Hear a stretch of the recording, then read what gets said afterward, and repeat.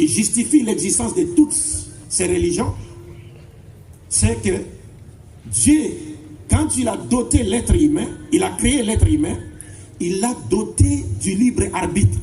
C'est-à-dire, il l'a doté du pouvoir de choisir, un pouvoir qui lui permet de choisir entre croire ou ne pas croire, entre accepter la vérité ou ne pas accepter la vérité. C'est-à-dire, l'homme est créé comme ça.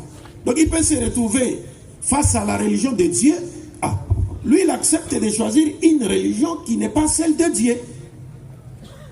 Pourquoi? Parce que Dieu l'a doté de ses pouvoirs. Ça, c'est le premier aspect. Le deuxième point, c'est que l'existence de toutes ces religions est justifiée par la caractéristique d'Allah lui-même. C'est-à-dire, Allah, Dieu, il s'est interdit lui-même de forcer ou de contraindre qui que ce soit à croire en lui par la force. Dieu s'est interdit ça. Et Dieu n'accepte pas qu'on contraigne les gens, qu'on force les gens à croire en lui par la force. Non, non, non, il n'accepte pas ça. Et vous allez comprendre par ricochet que tous ceux-là qui viennent, qui se disent « Nous sommes des musulmans, nous voulons imposer la charia, ceci, cela », ils n'ont rien à voir avec l'islam, parce que l'islam, on ne l'impose pas. L'islam s'impose d'elle-même à travers, c'est-à-dire la grande sagesse et la profondeur de ses enseignements.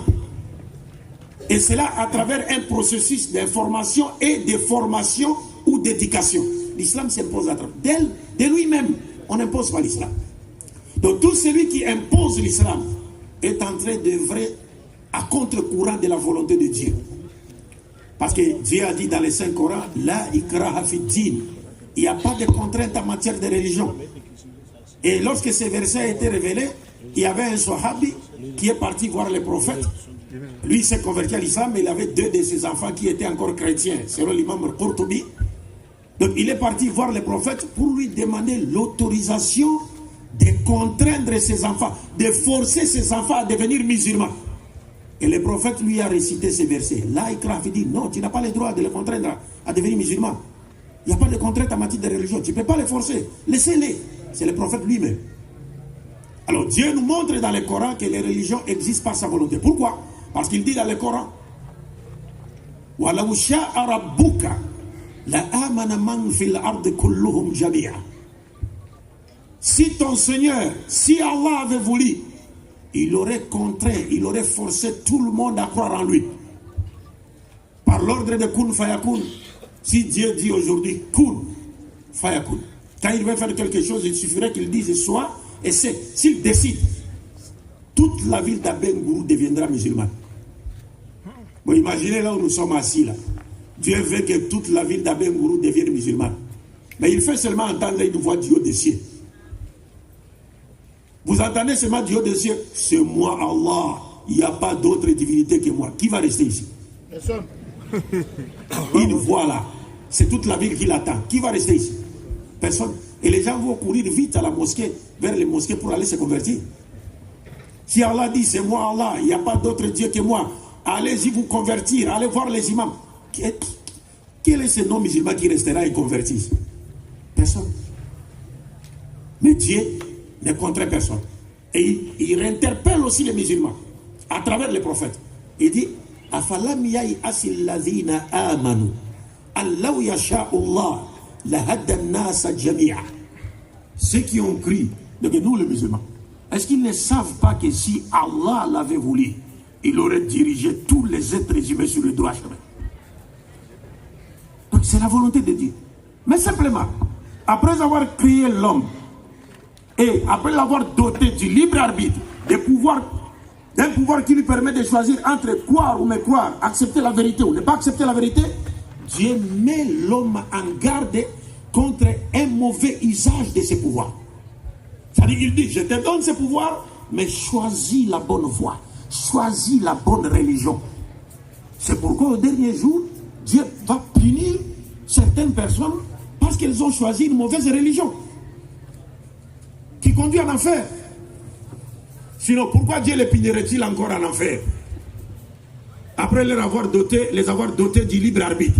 Non, il les a dotés du libre arbitre, mais il les a mis en garde contre un mauvais usage de ses pouvoirs.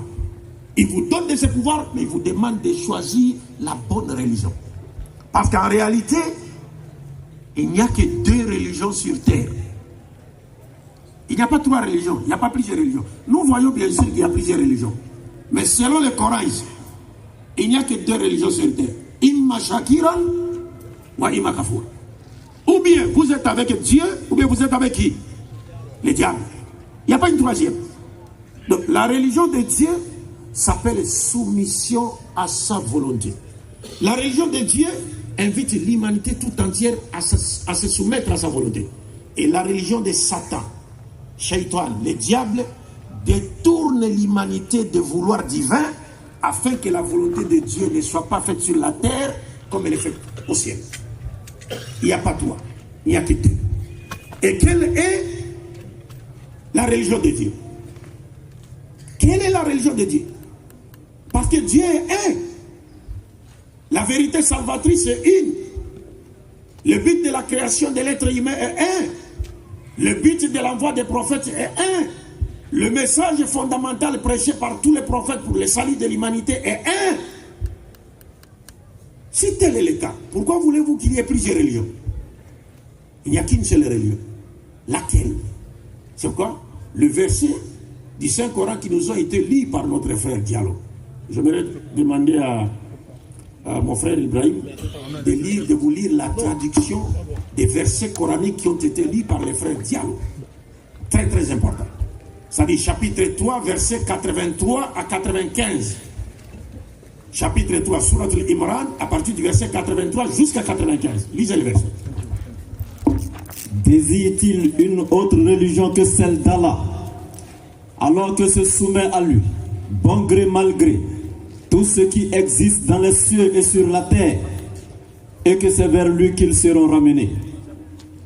Verset 84 dit: nous croyons en Allah, à ce qu'on a fait descendre sur nous, à ce qu'on a fait descendre sur Abraham, Ismaël, Isaac, Jacob et les tribus, et à ce qui a été apporté à Moïse, à Jésus et aux prophètes, de la part de leur Seigneur. Nous ne faisons aucune différence entre eux, et c'est en lui que nous sommes soumis. Verset 85. Et quiconque désire une autre religion que l'islam, cette religion ne sera point agréée, et il sera dans l'au-delà parmi les perdants. Merci. Je pense que vous avez attentivement écouté le verset. C'est très révélateur. Pour vous montrer, s'il n'y a que 2 religions sur terre, celle de Dieu et celle de Satan. Maintenant, c'est quelle est la religion de Dieu? Dieu lui-même répond à cette question. Il dit dans la sourate 3, verset 83 à 95, 85. 83, Dieu dit: Afarayra dinillahi yabghun wallahu aslama. Écoutez bien. Wallahu aslama man fi samawati wal ard taw'an wa karahan wa ilayhi yurja'un. Dieu dit dans le Saint-Coran, ce passage, premier verset, il dit: désire-t-il une autre religion que celle d'Allah? C'est-à-dire, les êtres humains cherchent-ils une autre religion que celle d'Allah? Pourquoi les êtres humains cherchent-ils une autre religion que celle d'Allah? Pourquoi? Il donne la réponse. Alors que se soumet à lui, bon gré, mal gré, tout ce qui existe dans les cieux et sur terre, et que c'est vers lui qu'ils seront ramenés. Écoutez ce verset. Dieu dit: les êtres humains cherchent-ils une autre religion en dehors de celle d'Allah? Pourquoi cherchent-ils une autre religion alors que les créatures qui sont dans les cieux et sur terre se soumettent à Allah, bon gré, mal gré, volontairement ou involontairement, directement ou indirectement, de gré ou de force? C'est-à-dire, cette première partie du verset nous montre que l'univers tout entier est soumis à une loi, à une règle. Une loi, la loi de soumission à la volonté de Dieu. C'est là où le Coran dit: Wallahu aslama. Aslama. Notez bien ces mots. Aslama. Tous ceux qui sont dans les cieux et sur terre se soumettent à sa volonté. Même si aujourd'hui il y a des non-musulmans qui ne fréquentent pas les mosquées, qui ne sont pas devenus des musulmans. Mais quand ils marchent sur leurs deux pieds, mais qui a décrété qu'ils doivent marcher sur leurs deux pieds? Qui? Hein? Allah. Donc, qu'il les veut ou pas, ils sont soumis à la volonté de Dieu, qui a décrété que nous marchions sur nos deux